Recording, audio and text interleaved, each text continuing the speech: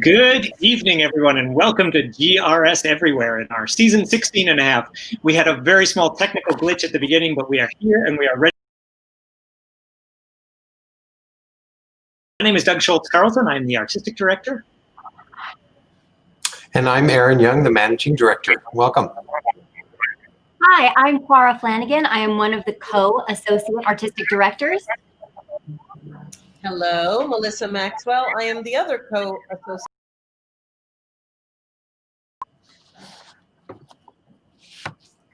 Oh, Eileen's muted.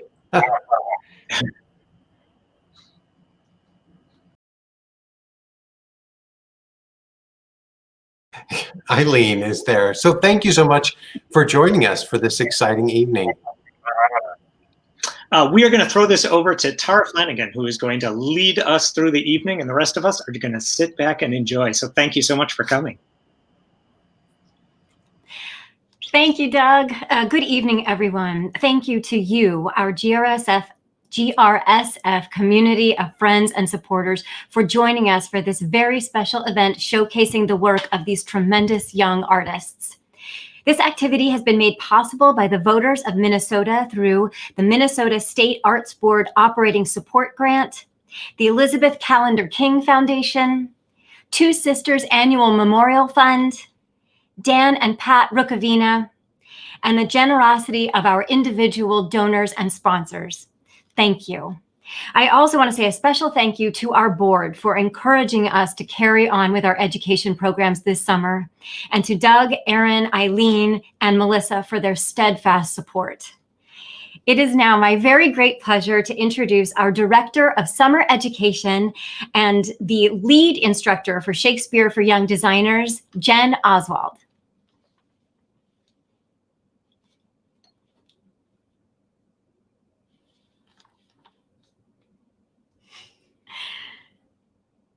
Hopefully.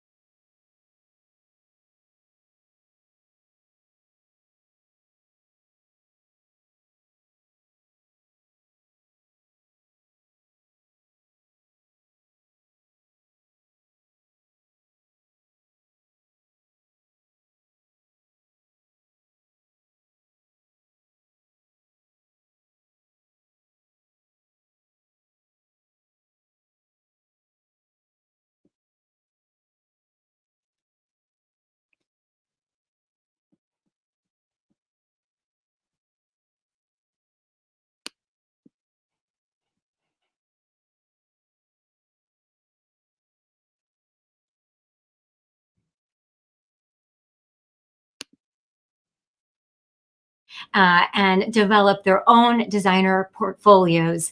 They have a portfolio review for you today, and I believe that's what we're going to take a look at now. Please enjoy.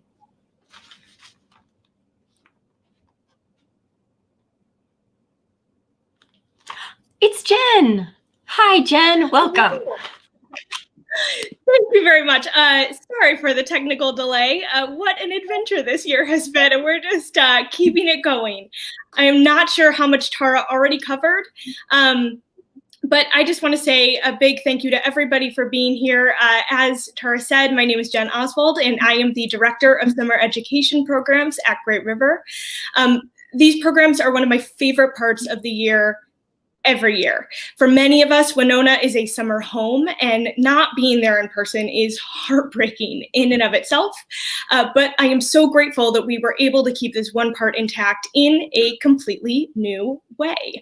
I do say with zero exaggeration that these programs happening felt absolutely inconceivable about 6 weeks ago. And even after we decided that we were going to find a way to do them online, it turns out that making that very hard decision was nothing compared to the challenge of actually making them happen. But we did, because we couldn't imagine not doing them. And I am so overwhelmingly grateful for our team of instructors, some of whom you will hear from tonight, and many more behind the scenes, who made the inconceivable happen. I am very grateful to our students who were patient and good-natured and kept showing up day after day to make something new. As many of you probably know, Zoom learning is not for the faint of heart. It really, really is difficult and is one of the last things that most students wanted to do after what was almost universally a challenging spring semester with the school year going virtual. I cannot wait for you to see what our actors, designers, and filmmaker students have made, taking these strange circumstances and doing nothing short of extraordinary. And for Shakespeare for Young designers, which I am also the program director of and have been teaching for about 7 years now. A little bit of overview of the program. Like I said, I've been working with them since 2013 when I started with Great River as a costume intern. That year was season 10, and it was a new program that year, started by Lauren Smith and Megan Morey. Education has always been a core value of Great River Shakespeare Festival, and while we had several offerings for students of all ages who wanted to be on stage, they recognized that there was a gap. While the bulk of the faces that are familiar to many of you, especially those of you who have been coming to the festival for years, are actors, it does in fact take many, many more people to make the machine work. We are dramaturgs, administrators, directors, technicians, and designers. SYD simulates a professional design process. So every year we read the play or attend a read through if we're working with the young actors. We do a detailed breakdown of the characters and establish a concept for each student's interpretation. We've had Comedy of Errors set at Woodstock and Twelfth Night, where every character is inspired by a different obscure animal. I really tried to get Hamlet on the Moon to take off this year, but they all, fortunately, had better ideas than that, which you'll see shortly. The general rule is, as long as they can defend their choices using the text of the play, the sky's the limit. And they always come up with really brilliant concepts. From there, they do their research and create renderings and model boxes to show what their actualized design would look like. It was a little different this year. For being a very kinesthetic discipline, we had to get creative. I dropped off or mailed sketchbooks and supplies prior to the start of the class, tried out a bunch of free and user-friendly online design programs with mixed results, and asked everybody that I knew for help.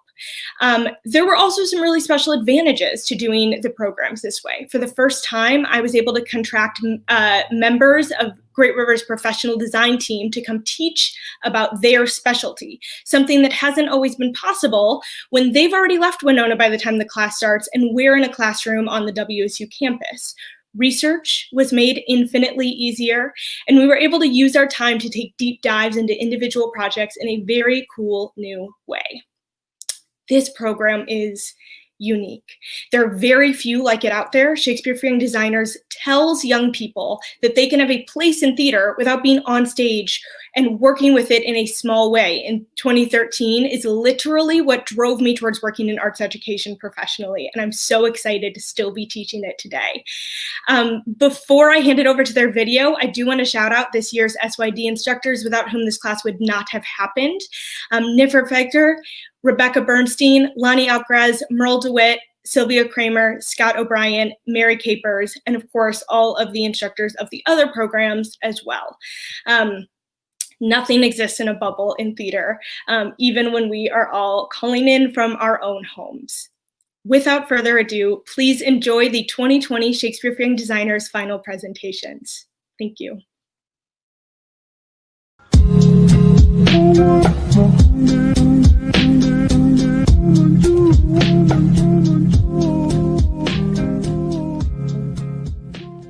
Hello, I'm Lilia. Today I'll be talking about my designs that I've been working on over the past few weeks. I chose to design the scenery and costumes for Act 3, Scene 4 of Hamlet. This scene really stood out to me because there's a lot of action but not too much action. This version of the play takes place in Hawaii 1850 before its annexation. I described the world of the play as tropical, but the actors' attitudes make it more dark and gloomy. This is why I decided to include black in Hamlet's clothes. To give you some background info, I'd like to talk about Hawaiian history and the background of my designs. Hawaiian history begins about 15,000 years ago, 1,500 years ago, when Hawaii was discovered by the Polynesians. After that, they became the native Hawaiians. The measles raged through the Hawaiian Islands starting in 1778 when Captain James Cook arrived in the Hawaiian Islands. It spread to all of the islands, causing Hawaiians to almost go extinct and the Hawaiian monarchy almost collapsing. It's a little scary, but we're glad that there's still Hawaiians here today. The Hawaiian Islands were annexed by the United States in 1883, just 2 years after the Hawaiian language had been banned on the islands. I say annexed because it was actually legally overthrown. Yes, this is true. In 1993, the U.S. officially apologized for overthrowing the government in the Hawaiian Islands and didn't pay any compensation or do anything to restore the kingdom at all. Unfortunately, today, those Hawaiians are still fighting for freedom and begging for more than just an apology.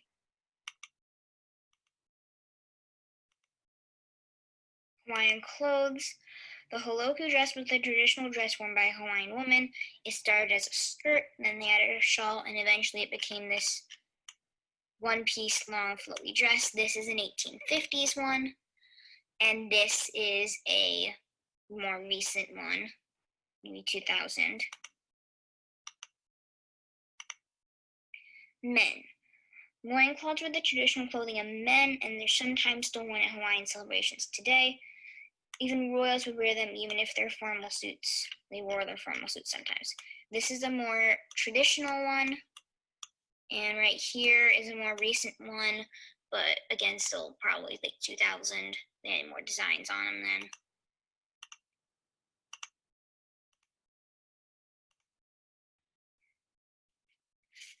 Kailani Palace is the only royal residence on U.S. grounds. It was the residence of King Kamehameha II, and in this version of Hamlet, it is the residence of King Claudius and Queen Gertrude. These are some of the floors in Iolani Palace. The first photo is the one I like the most and is the one I decided to use in my final design.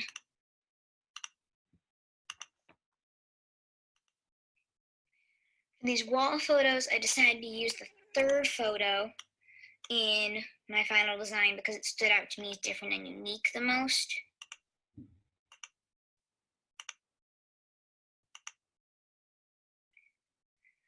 My model box. So for my final design, I decided to make a model box and some costumes to add lighting to it. For my set, I used a blue floor and drew out a background. Here, it's easiest to see in this photo. I also colored a plastic bag with a blue Sharpie and placed it over an LED lamp to create a bluish lighting. It helps really bring out the blue floor. For the clothes, Hamlet has a gold loincloth with black and white around the edges. Polonius is wearing a red loincloth with gold trim. And last but not least, Gertrude wears a blue dress with white flowers on it. It's a little hard to see, but that's okay. Thank you for watching. I really, really appreciate your time. This was a lot of fun to put together, and I hope you enjoyed it. Stay safe.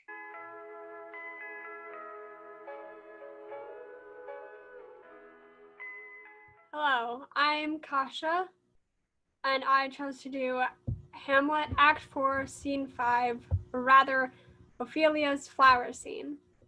The parts of the script that really stood out to me were the existential vibes from Hamlet, and I chose to do this particular scene because I was interested in choosing flowers in relation to meaning.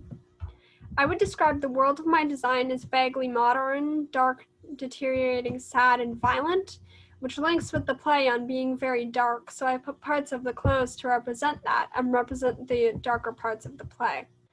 My original concept was a bunch of kids who were recently assigned to the play Hamlet go out into the woods to an abandoned castle or manor or what have you, and start acting out the different scenes. This was where I imagined the play being set, which is an old abandoned castle, although it's considering that there aren't many small abandoned castles in England when it comes to imagery, they're probably more likely either in an abandoned church or manor. The top left was where I thought Gertrude's room scene would play out. The one under that was where the ghost would be. And the others would include the fight scene, possibly inside that castle. In the bottom middle would be where Ophelia's flower scene takes place, and then the bench would be where Ophelia and Hamlet's meeting would take place. These were the images that stood out to me as far as outfit design went. All credits to original owners, of course, because I did not draw those. Mainly because they gave off like modern and sometimes theater kid vibes, which is a difficult concept to explain in and of itself, but is pretty much the only explanation for a few of them. This is Ophelia's outfit. The blue shoes, jeans, and shirt represent the fact that she drowned. The black jacket and tank top represent her death. And the black in and of itself is a very constant thing in the outfit design that I put into this, because all four of the people I did the outfits for did end up dying and therefore have black in their outfits. While Ophelia's mental health degrades during the play, I imagine her jackets possibly slipping off one shoulder and possibly getting some mud on her outfit as well. This is Gertrude's outfit. The yellow jacket is a reference back to the original design and sort of ties the outfit together. Same goes for the shirt. Then the black jeans and shoes represent her death, and the bright green socks represent her poisoning. For Claudius's outfit, the black jeans and shoes represent his death, of course. The jacket, being dark green especially, represents the fact that he drank the dregs of the poisoned cup and not the main poisoned bit of what was in it, which is what Ophelia drank instead. And then the gray long sleeve represents the fact that he killed his brother. With Laertes, his jacket is sort of a metaphor for how he is in the play. Like, on one side of the spectrum of jackets, you've got hoodies, which are all comfortable and easy to wear and whatnot. I should know, I wear one more than half the time I'm awake. And on the other end of the spectrum, you have leather jackets, which are sort of like tough and fierce, and they say a lot about the character being like more dangerous or whatever. And then right dead set in the middle, you've got jean jackets. And that in and of itself is a reference to who he is as a person, being not fully natural with the situation at hand, but not like fully aggressive and whatever the heck is going on with Hamlet with the situation either, but more sort of the midpoint. Then the red shirt is symbolic of him being gored by Hamlet's fencing sword. That was my costume design for Hamlet. Thank you very much for watching.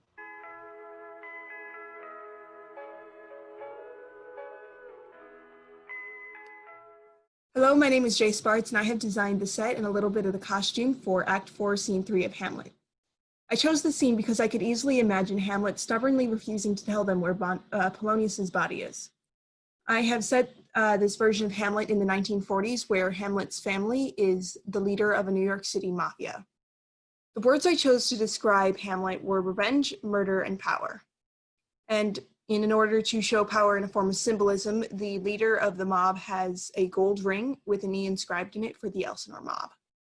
The dead godfather Hamlet was shot in a fight with the police, and everyone assumes that he was killed by the police, but the ghost tells Hamlet that Claudius was the one who shot him and then took the ring. So the boss is Claudius, the Consigliere is the advisor, so that would be Polonius. The underboss is Hamlet and Gertrude. The caper regime is Ophelia, Laertes, Rosencrantz, and Guildenstern, and the soldiers are Marcellus, Bernardo, and Osrus. On the next slide, we begin with the set, and so there's a bunch of pictures of New York City from the outside, and although you don't really see the outside in this performance, it's there just to give you an idea that, you know, it's the 40s. There's no big screens around. I have set Act 4, Scene 3 in an office, so that's what all the pictures of the office is for. And Rosencrantz and Guildenstern were in the Bronx, working for a while, but they were returned to Manhattan to help Claudius. And the next scene, slide, we get a general idea of what Claudius's office looks like. So he has a fancy desk, but it's not too fancy. It's just, you know, it's kind of in between fancy and a little not too fancy. There is a lamp, maybe a phone or two, but it's generally really neat. The only thing really remarkable about it is that Claudius has 3 pictures of himself on the desk. And I imagine that Hamlet, he walks into the room while everyone else is standing there trying to figure out what to do about the fact that Hamlet refuses to tell them about where the body is. And he just walks in and he looks at the pictures and he's like, why do you have these? You know, and like chucks them over his shoulder and just takes over the office. And on the next slide, the green outline is the rug that I want to have under the desk. It would be a wooden floor, and there's a couple other pieces of furniture like a bookshelf or a file cabinet, but other than that, it's pretty empty. And on the next slide, we get a nice color palette, which is a couple reds, a little bit of brown, and a darker shade of gold. On the next slide, we get a model of what the set looks like. So as you can see, it's kind of empty. But yeah, Hamlet would walk in through that door, go behind the desk, pick up a picture, throw it over his shoulder, and just, you know, sit down with his feet up on the desk with, you know, a giant portrait of Claudius behind him. On the next slide, we move into costume. So the green outline is for Ophelia. She has her hair down and it's more towards her neck and shoulders, and it's, you know, poofy there. And the 2 dresses up in the left-hand corner, those are the dresses that I imagine she's wearing before she goes into her character shift, in which she has less flowers and a more dull colors. The red is for Gertrude, and, you know, she's a little older, so she has this more mature woman hairstyle where it's all, you know, curled up on the top of her head as opposed to hanging down loose. On the next slide, we move into the men's costumes. So the red is for Claudius, so he has a nice suit and the ring that I was describing earlier. The green is for the average guy. He's just got a nice suit that he would be working in. It's not like a casual, you know, this is what I wear every day. This is more, I'm working right now. So it's a nice pinstripe suit. Thank you for your time. I really enjoyed this.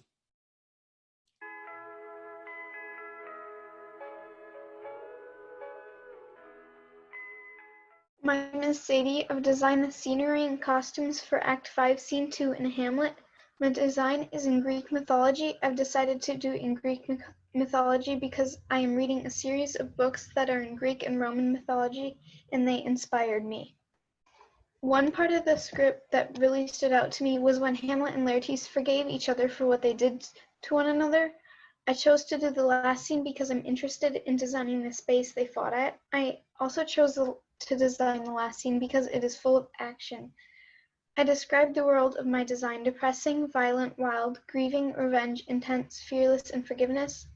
I want my scene to be in Greek mythology in a large body of water in the clouds. I described the world of my design as dark, so I included a thunderstorm that Laertes made in a dark sky. The first picture I imagined is Hamlet on a wave. The one to your right is of Hamlet and Laertes fighting. The picture to the very right on Hamlet's side is a picture of a sea god. I imagined it as Hamlet, but in the picture he is much older than Hamlet. On the left, on Hamlet's side, in the backdrop, I like the way the wave crashes over the mountain. On Laertes is a sky god. On his side, the first picture is of Laertes shooting lightning out of his hands or summoning lightning. The picture to the right is of Laertes fighting Hamlet. He's not actually on a horse. Again, the picture of someone holding lightning is a god. I pictured that to be Laertes, but that god is much older. The storm/lightning is a storm that Laertes made. These three pictures are of ideas of water on stage. The first picture is projecting water onto the stage. I like the color and it's pretty realistic. I learned that you can have actual water on stage, so the second picture I put in my research. The next three pictures are of clouds. The first one is of someone swinging, but I imagined a cloud under the person, making it look like they're sitting on a cloud. Gertrude is the river goddess. Claudius is the fire god. Hamlet is the sea god. Horatio is a demigod, which means you're a son or daughter of a god. He is the son of the rainbow goddess or messenger goddess. Laertes is the sky god. Osric is not a god nor demigod. The first character is Claudius, the king. His color is red because he is fire. He wears a toupee because he wants to present himself well and wants people to look up to him. Queen Gertrude, her colors are light blue, and she's wearing a long dress, and she's wearing sandals like Claudius because they're kind of on a beach, and they wear masks because it is modern time. She also wears hair extensions because she wants people to look up to her like Claudius. Hamlet is more casual. His colors are dark blue and blue because he is the sea goddess. And he is more casual because I guess he doesn't really care what people think. He has a mask with like starfish on it, and his hair before fighting is more put together, and after fighting it's kind of frizzy. Laertes is the sky, so his color is blues, white, and gray. I liked the scarf on the first picture, so I included that in my final design. I like how it fades from dark blue to white. He has a cloud mask on, and his hair is put off to one side.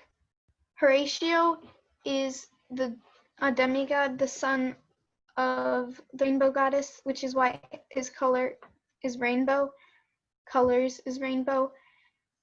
The shirt is a rainbow lion. He wears a tie-dye mask, and I couldn't decide which color to do for the camouflage, so I just included a bunch of colors in my final design. The shoes, I like how the tongue goes up higher, and in his hair, I'd either do number 4 or number 2. Osric is white. I just like those colors go together, and he's not a god nor a demigod. His hair is kind of slicked back a bit, and he's not casual probably because the king ordered him to dress a bit fancier. This is my model box. Gertrude is laying in the water because she was poisoned by the cup. Claudius, Osric, Horatio, Hamlet and Laertes fighting. That's my design for Hamlet. Thank you for watching.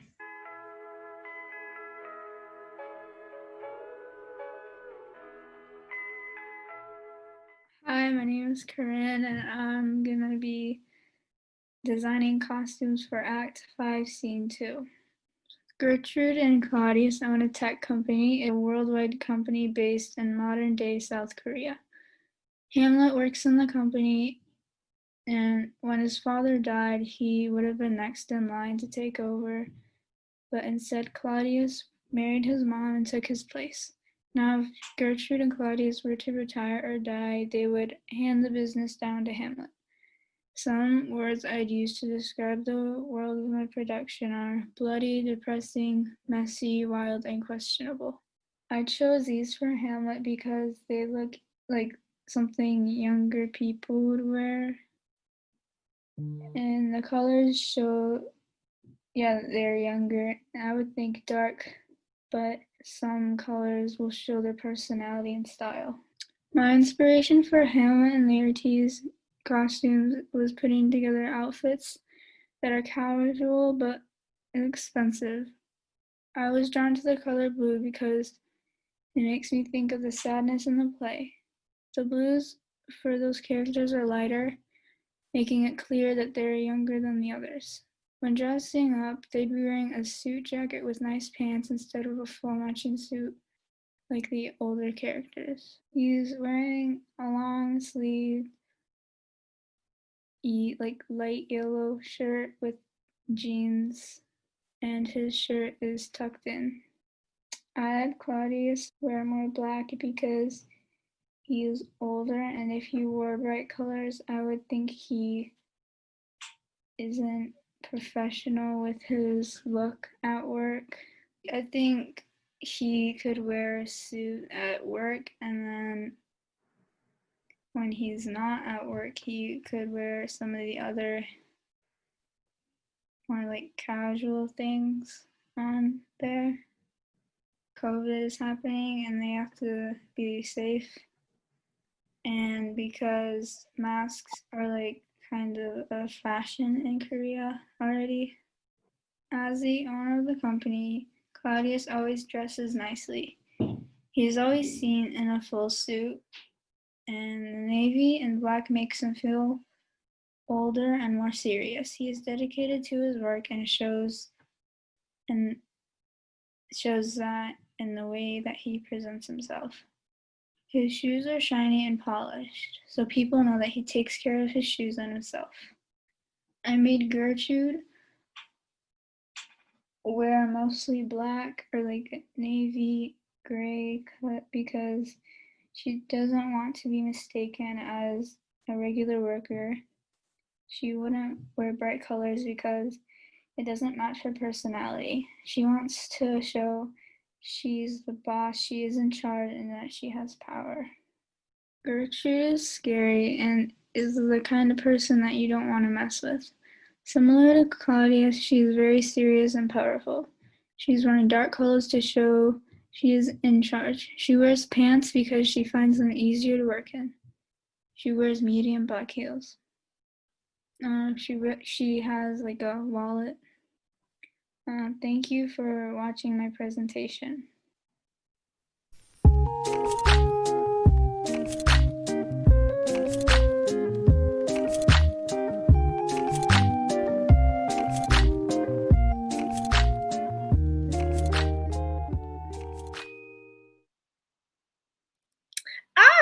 Thank you so much to all of our young designers, and congratulations on your final presentations.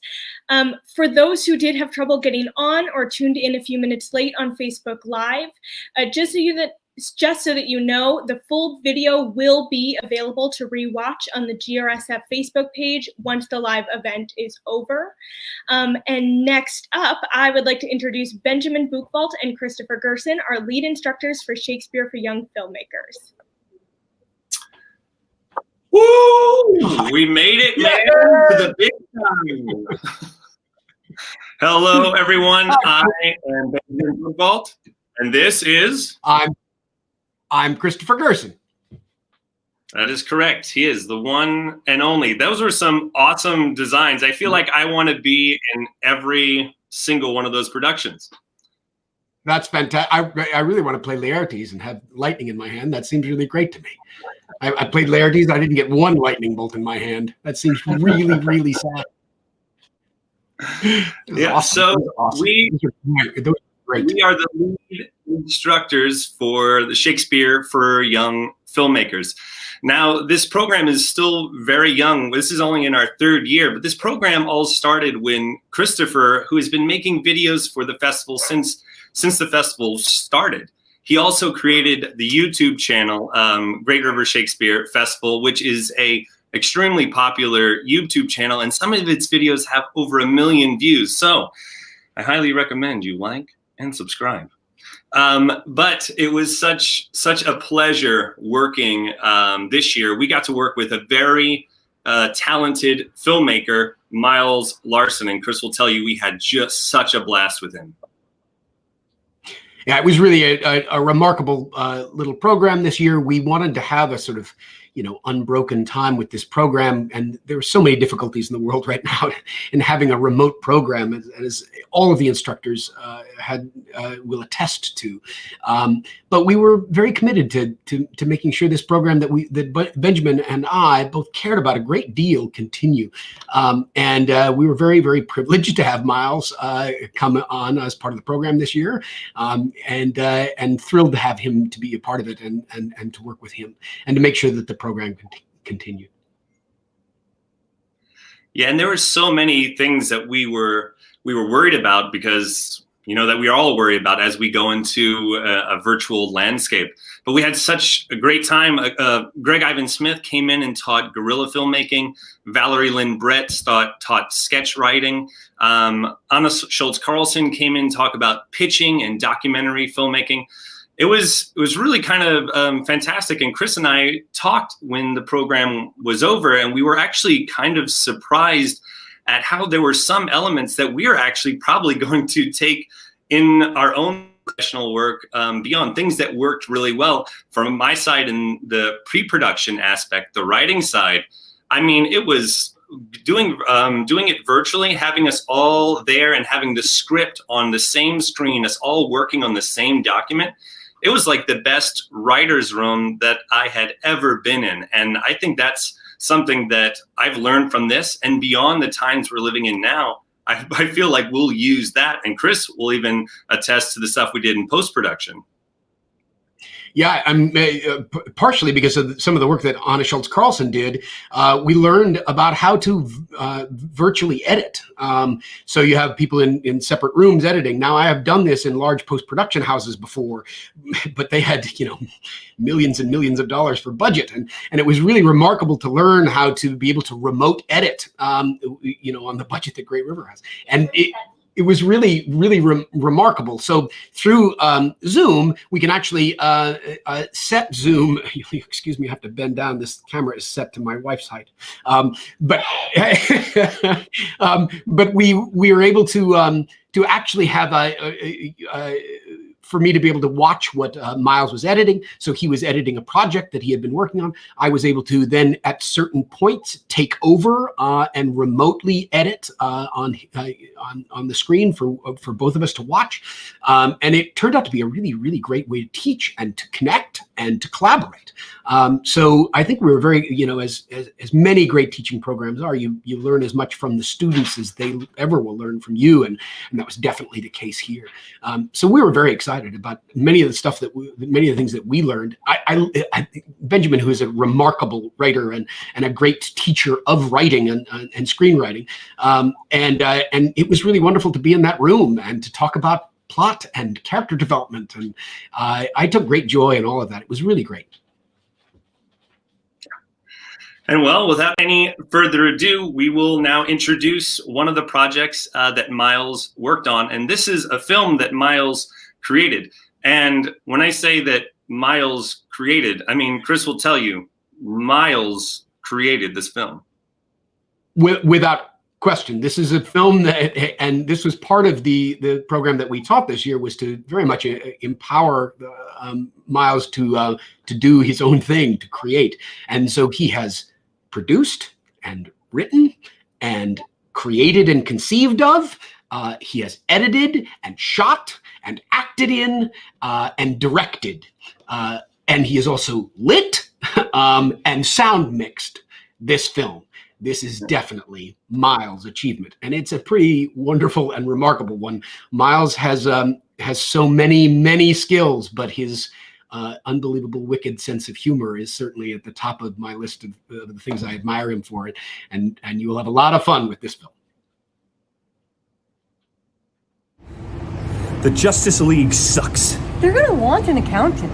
I mean, we're not the only ones without powers. I mean, even Batman's a normal guy. And I told you, crew cut was the wrong choice, Bob.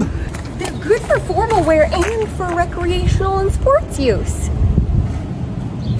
Plus, they show off my newly shaved legs that sparkle in the sunshine. Oh, I know, Bob. Green Lantern was distracted throughout my entire presentation. It's unbelievable. And your one-liners suck. Really? I thought referencing my skill set added authenticity.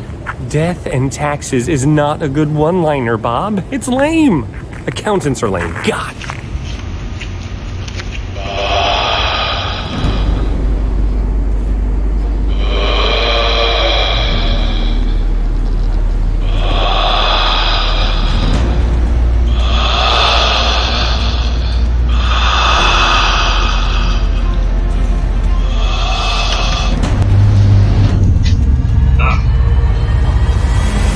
Bob, what are you doing?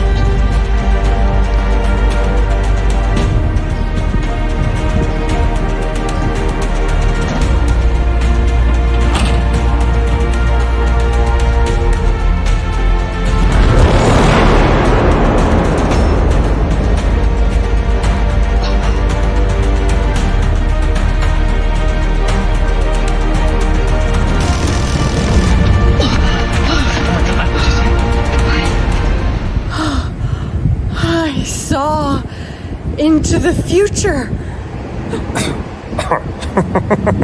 There, someone's about to trip in 5 seconds. What? No one's even there. Well, the proof is in the pudding. This is our ticket into the JLA. What else did you see? 10 years in the future, we're in an underwater aquarium riding on the backs of dolphins, wearing $10,000 suits. We're honored as curators at the 90210 Museum, and you try to sleep with my wife. What? I do? You know I would never, ever, do that. You're not touching the thing. This power will make us just as strong as the rest of them, which will give us a seat at the table. This sword could bring forth some terrible, terrible things. Don't be stupid. Give it to me. Try me.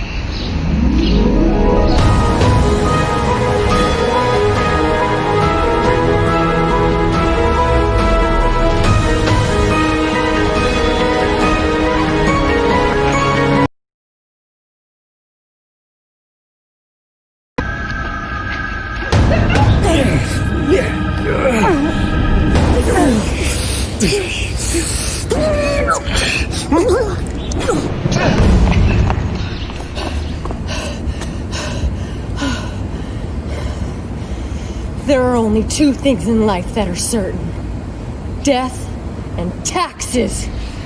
Damn. It is good.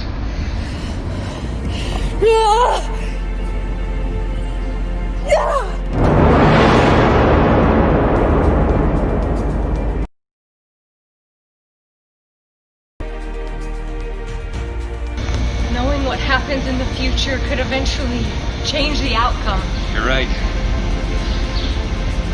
ruins the fun anyway. You know, we should start our own league. Hell yeah! And in the future, if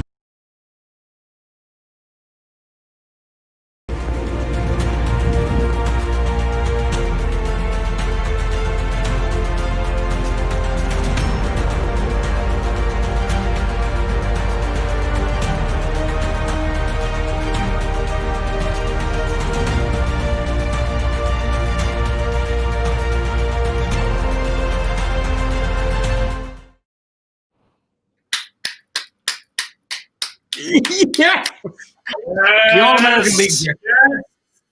Yes, Miles, when you're out rubbing shoulders with Spielberg, don't you forget us too. We're gonna need jobs, my friend. We're gonna need jobs. Just amazing work. I have to mention this too, and this is so great because Miles took the Shakespeare for Young Designers program. He was actually in the Shakespeare for Young Designers program years ago. And one of the things that he took great pride in was the construction and creation of that sword that is so beautiful as a prop in his film. And he has those skills because he went through the Great River Shakespeare Festival's Shakespeare for Young Designers program. I just thought that was good synergy. That sword was amazing. He took like 2, maybe he did in even 2 or maybe even a day and a half, but constructed that sword. It was really amazing. And Chris, I just want to let you know, I mean, Richard III, your performance was fantastic, but the voice from the dumpster might be quite possibly the finest performance I've ever seen. It's my best work. You're right. For sure. You know, and I got to tell you, all the fight work that you've done on stage, I don't think it compares to the fight that that was done in that alley. I mean, just really remarkable. I mean, I know that you have your certification in fight, but boy, that really shows you off. Yeah, that was. I think I peaked. Yeah, you might. But we might have both peaked. Might be over. Without any. All right, we should. Yeah, we should introduce the Shakespeare for Young Actors program. What's that? Yeah. Yes. Okay. we're gonna introduce SYA so we can see the rest of the program.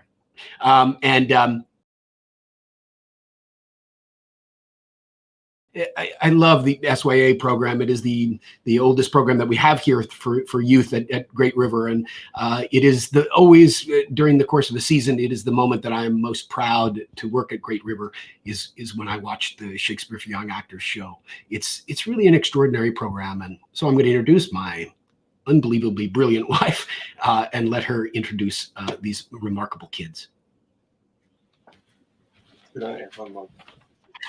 Hi.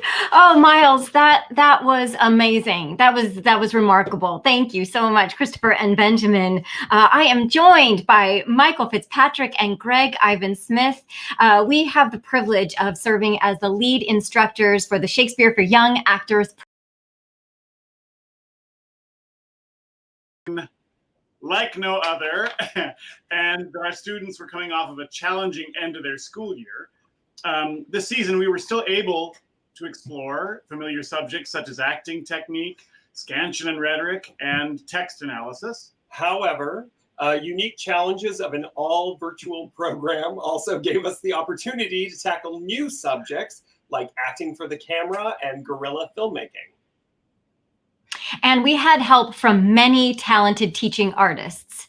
We explored movement and improv with Valerie Lynn Brett, physicalization of heightened language with Alex Campbell, original practices with Vanessa Morosco, devised theater techniques with Victoria Nassif, scene coaching with Will Sturveden, accessing your authentic voice with Leah Gabriel, Shakespeare through improvisation with Brian Lohman, lighting, composition, and Shakespeare for the camera with Benjamin Buchwald and Christopher Gerson, and meditation and stress management techniques with everyone. We owe a huge special thanks to Jen Oswald and our students for teaching us how to use Zoom, because we're old and we don't know how. thank you to all our classroom teacher friends for your insight, your advice, and encouragement. And big thank you to all the families and supporters of our students who served as occasional technical assistants and cinematographers. While we were not able to rehearse and perform an entire play this season, we wanted to provide an opportunity for our young actors to connect with the words of Shakespeare in a meaningful way. Art is a vessel through which we can process and understand complicated feelings. Though we are separated from Shakespeare by over 400 years, his ability to speak to our current challenging times is profound. This season, SYA students have chosen pieces from Shakespeare's canon with which they feel a strong personal connection. We have encouraged them to imagine these pieces outside the original context of the plays. The American writer Joseph Campbell is credited with coining the term the hero's journey, describing the template for a story in which a hero goes on an adventure, loses their way, wins a victory, and then comes home transformed. It is a pattern repeated everywhere, from The Hobbit to The Hunger Games, and in most of Shakespeare's plays. We spoke a lot this season about our own journeys, how we react to disappointment and adversity when we lose our way, and how it is possible to meet life's challenges and to grow. The speeches and scenes in this film are from a dozen different Shakespeare plays. The setting and context, the costumes, lighting, and composition have all been developed and designed by the students themselves and have been edited together, arranged to follow the pattern of the hero's journey by Christopher Gerson. Thank you all so much for being here. Thank you. Thank you. And now please enjoy.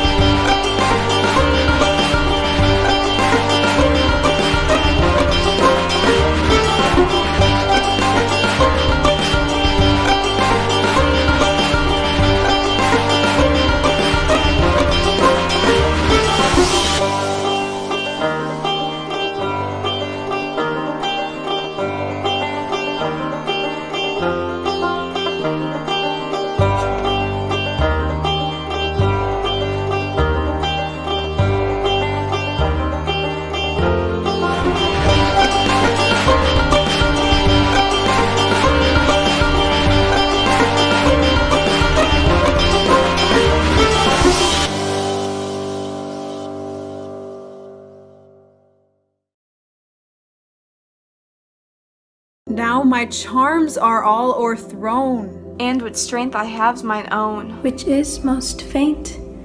Now 'tis true, I must be here confined by you, or sent to Naples. Let me not, since I have my dukedom got, and pardoned the deceiver, dwell in this bare island by your spell. But release me from my bands. With the help of your good hands. Gentle breath of yours my sails must fill, or else my project fails. Which was to please. Now I want spirits to enforce, art to enchant. And my ending is despair, unless I be relieved by prayer. Which pierces so that it assaults mercy itself and frees all faults. as you from crimes would pardon be. Let your indulgence set me free.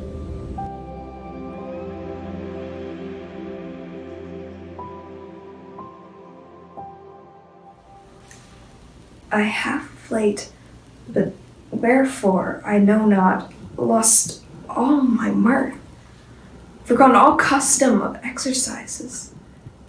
And indeed it goes so heavily with my disposition that this goodly frame, the earth, seems to me a sterile promontory. This most excellent canopy, the air, look you, this brave o'erhanging firmament, this majestical roof fretted with golden fire, why, it appears nothing to me but a foul and pestilent congregation of vapors. What a piece of work is a man! How noble in reason, how infinite in faculties, in form and moving, how express and admirable in action, how like an angel in apprehension, how like a god. The beauty of the world, the paragon of animals, and yet, to me, what is this quintessence of dust? In sooth, I know not why I am so sad. It wearies me, you say it wearies you, but how I had it, found it, came by it, was stuff 'tis made of, where it is born, I am to learn, and such a want was said as makes me that I have much to do to know myself.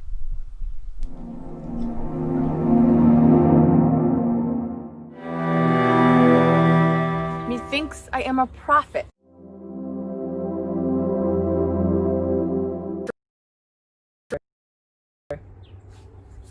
Light vanity, insatiate cormorant, consuming means soon preys upon itself.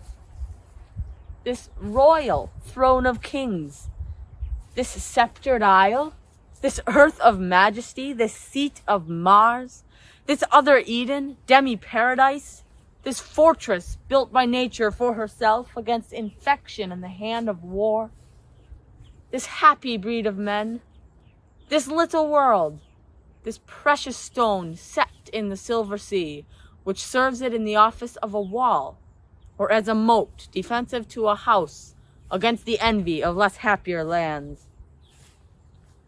This blessed plot, this earth, this realm, this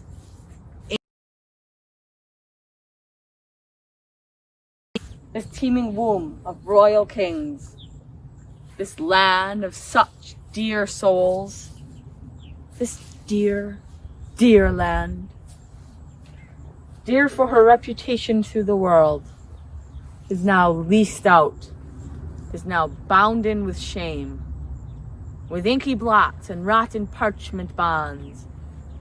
That England that was wont to conquer others hath made a shameful conquest of itself. Wherefore do you droop? Why look you sad? Be great in act as you have been in thought. Let not the world see fear and sad distrust govern the motion of a keenly eye. Be stirring as the time, be fire with fire, threaten the threatener and outface the brow of bragging horror. So shall inferior eyes that borrow their behaviors from the great grow great by your example, and put on the dauntless spirit of resolution. Away, and glister like the god of war when he intendeth to become the field. Show boldness and aspiring confidence. What, shall they seek the lion in his den and fright him there? And make him tremble there? Oh, let it not be said. Forage and run to meet displeasure farther from the doors, and grapple with it ere he comes so nigh.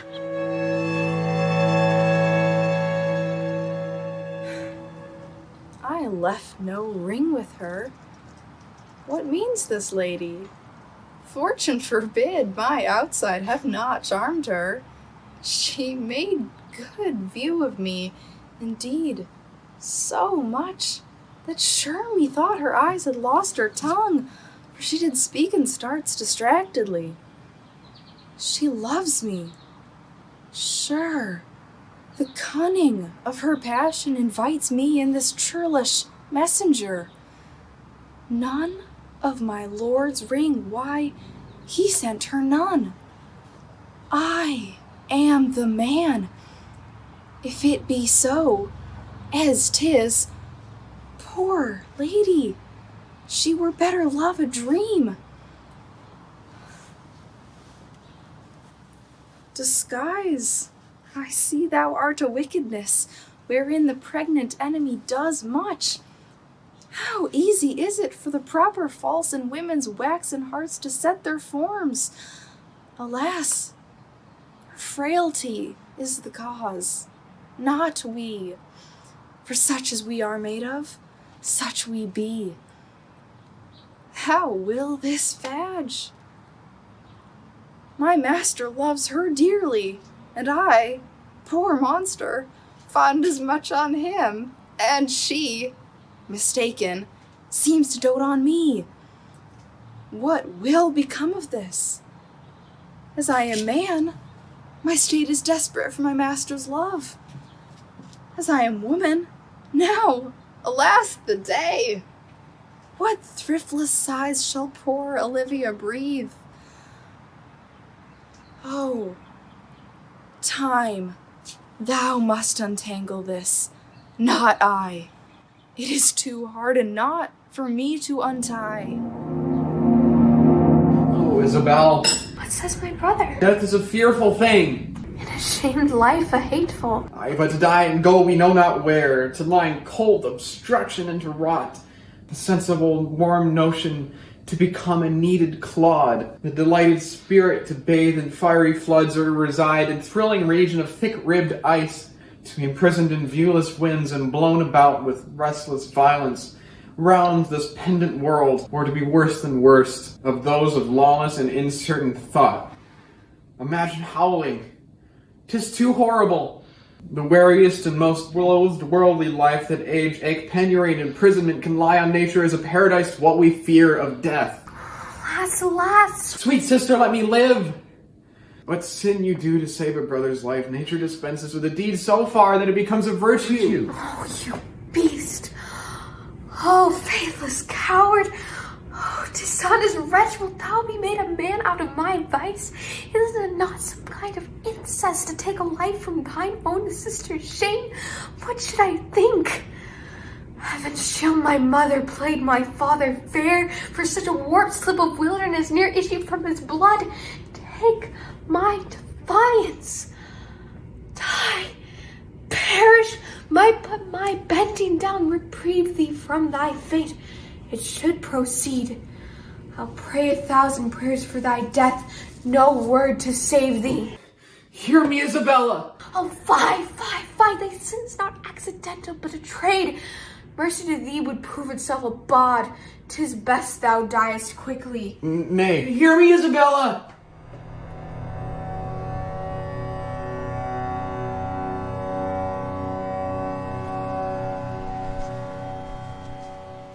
I know you all, and will a while uphold the unyoked humor of your idleness.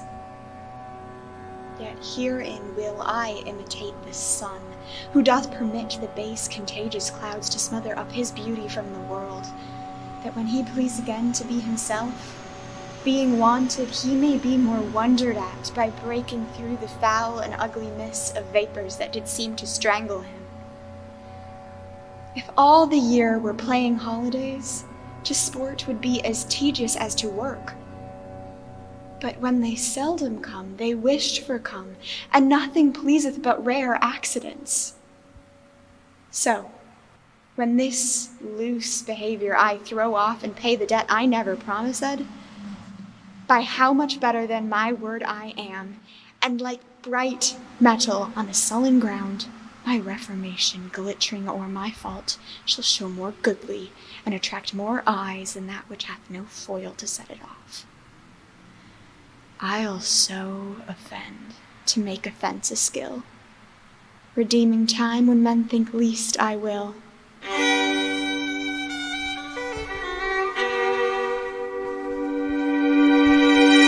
What Dost thou turn away and hide thy face? I am no loathsome leper, look on me. What, art thou like the adder waxen deaf? Be poisonous too, and kill thy forlorn queen. Is all thy comfort shut in Gloucester's tomb?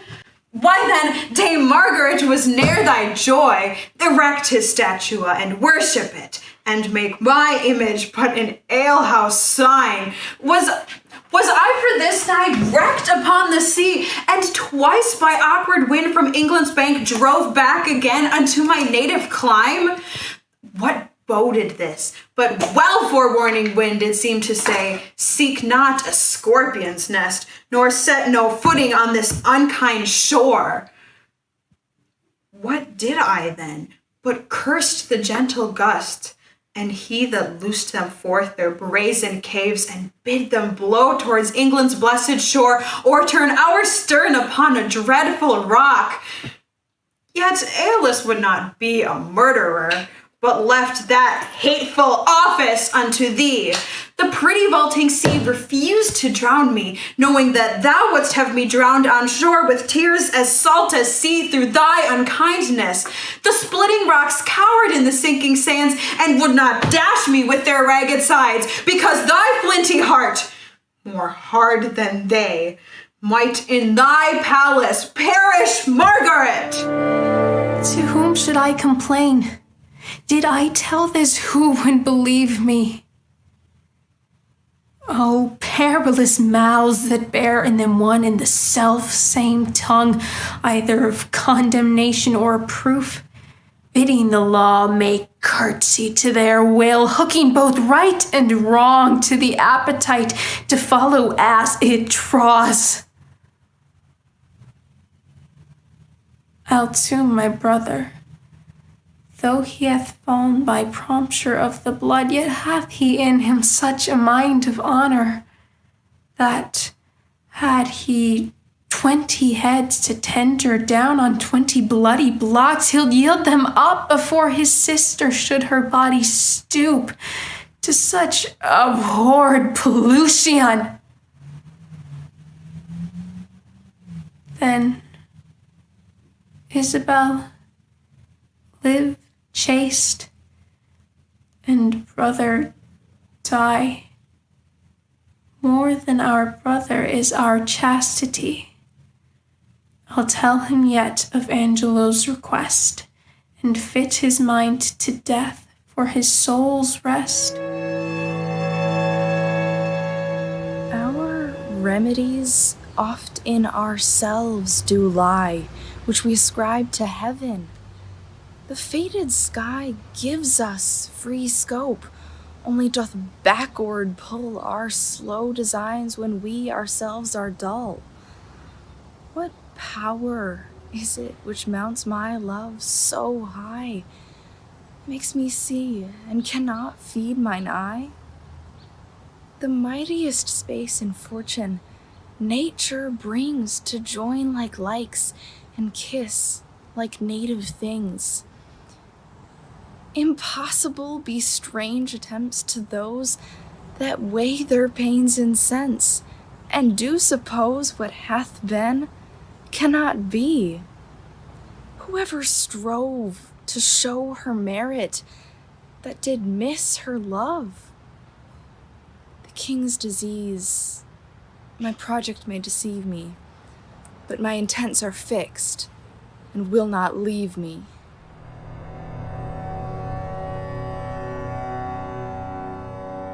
First, let me tell you whom you have condemned.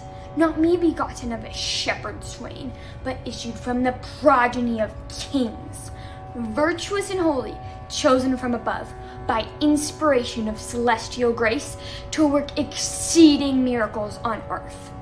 I never had to do with wicked spirits, but you that are polluted with your lusts, stained with the guiltless blood of innocence, corrupt and tainted with 1,000 vices, because you want the grace that others have. You judge it straight a thing impossible, to compass wonders but by help of devils. No misconceived, Joan of Arc hath been a virgin from her tender infancy, chaste and immaculate in very thought, whose maiden blood, thus rigorously effused, will cry for vengeance at the gates of heaven. Wise sir, I trust I may have leave to speak, and speak I will. I am no child, no babe. Your betters have endured me say my mind, and if you cannot, best you stop your ears. My tongue will tell the anger of my heart, or else my heart concealing it will break, and rather than it shall, I will be free, even to the uttermost, as I please, in words.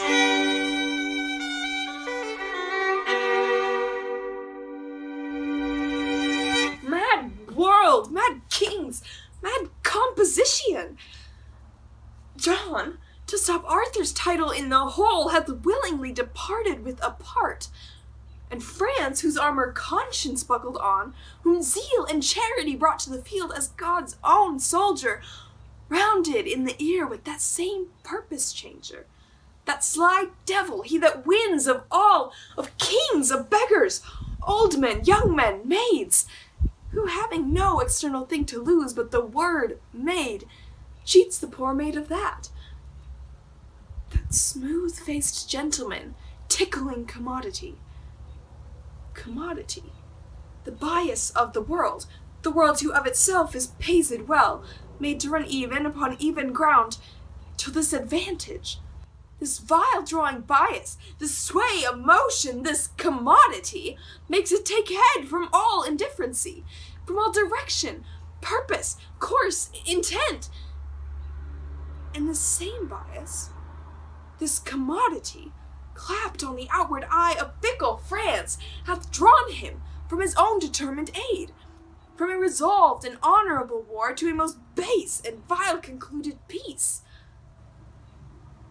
And why rail I on this commodity?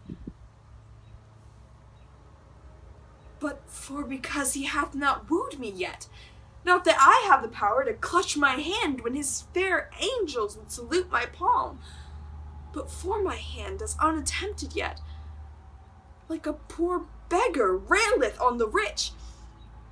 Well, whilst I am a beggar, I will rail, and say there is no sin but to be rich.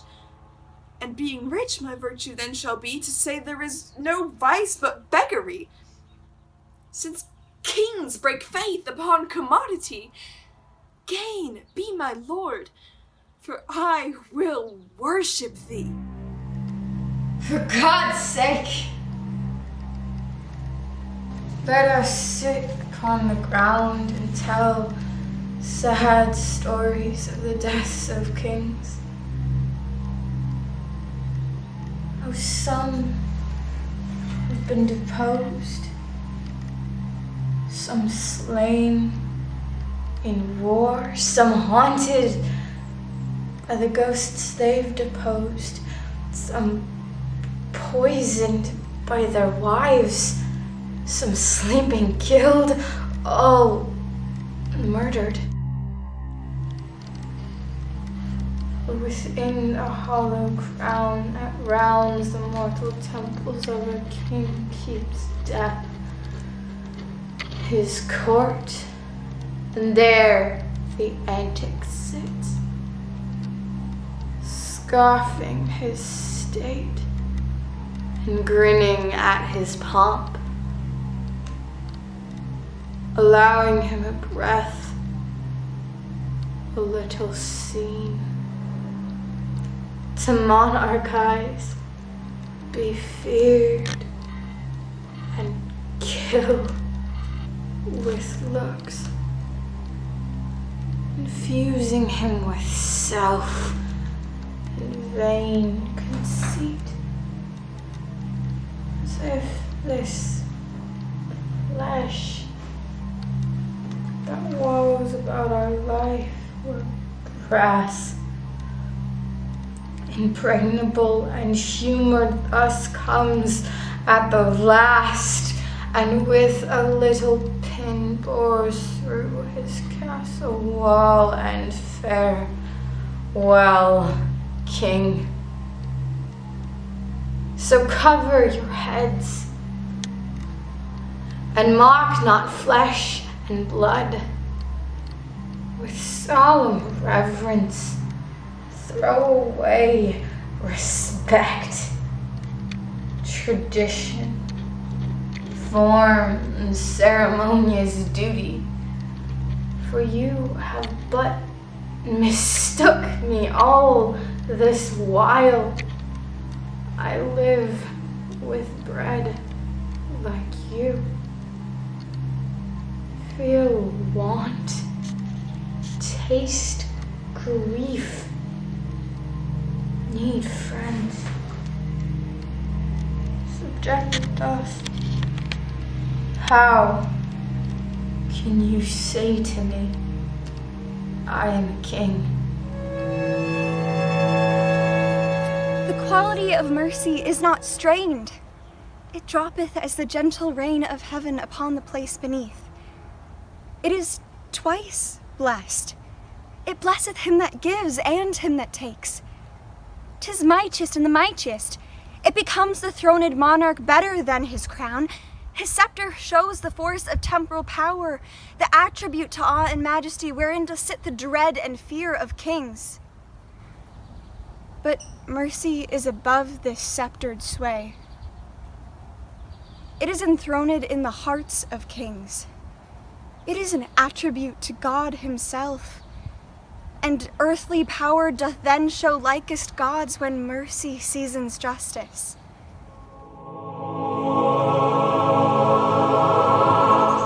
Now, my co-mates and brothers in exile, hath not old custom made this life more sweet than that of painted pomp? Are not these woods more free from peril than the envious court?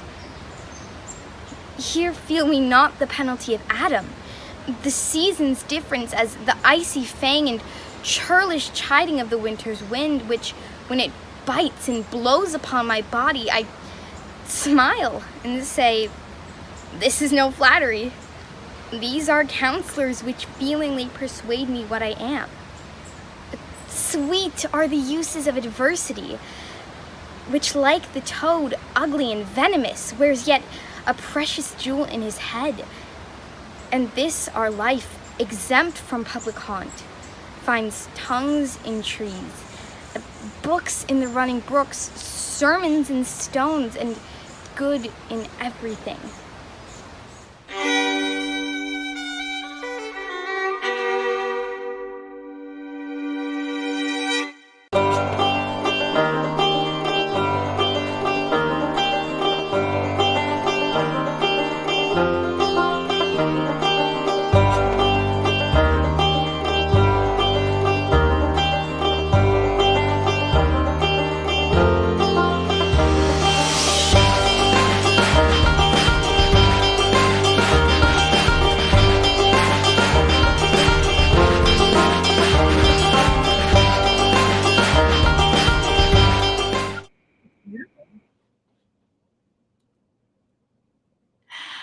Hi, oh my gosh, congratulations. That was phenomenal. That was phenomenal. We are so proud of you all.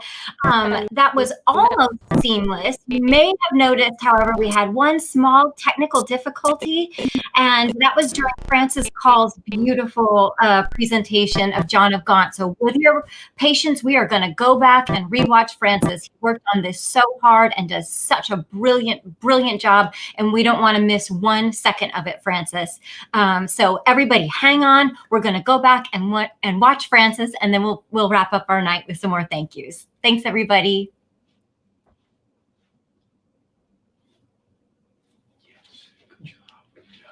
Methinks I am a prophet, new inspired, and thus expiring, do foretell of him.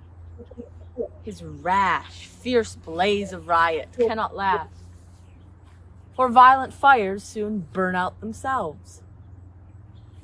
Small showers last long, but sudden storms are short. He tires betimes that spurs too fast betimes. With eager feeding, food doth choke the feeder.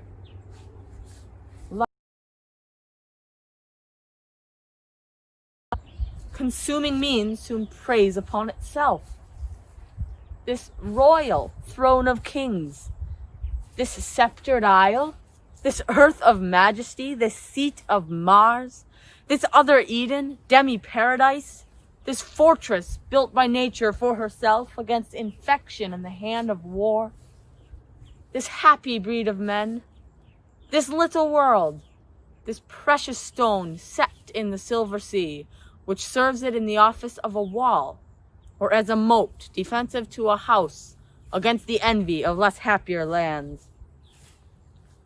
This blessed plot, this earth, this realm, this nurse, this teeming womb of royal kings, this land of such dear souls, this dear, dear land, dear for her reputation through the world, is now leased out, is now bound in with shame, with inky blots and rotten parchment bonds. That England that was wont to conquer others hath made a shameful conquest of itself. But wherefore do you... Oh, I am so glad that There we we were go. back. That was beautiful. Congratulations to Francis and to all of our students, and a final thank you to all of our students, our instructors, and our colleagues who took the leap with us this year and made the extraordinary presentation that you've all seen tonight. We are more proud and grateful than we know how to express. Before we wrap for the evening, Erin Young is going to come on for some last thoughts.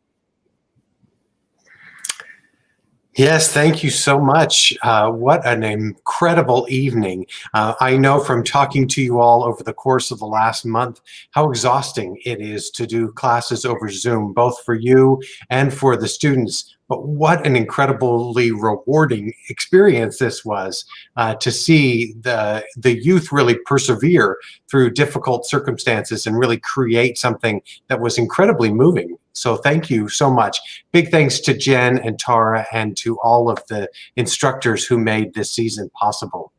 We also want to extend a very special thanks to all of you who have helped kept Shakespeare alive in Winona this summer and allowed us to actually reach beyond Winona, as many of these students participated from their homes from around the country. And so that was an exciting part, an unexpected blessing that came through this. Your contributions have really helped. And if you would like to make a contribution to support the scholarship program for our youth initiative, we encourage you to go to grsf.org/donate there on your screen.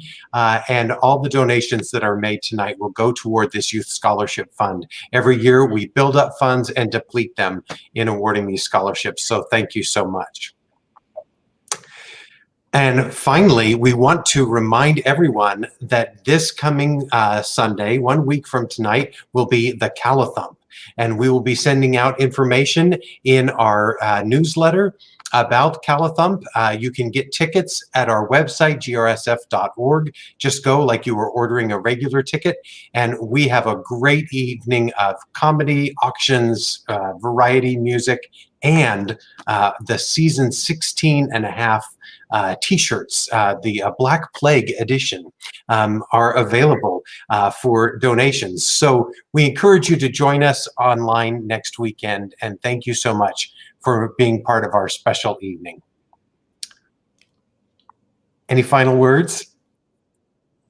Thank you. Just a thank you, and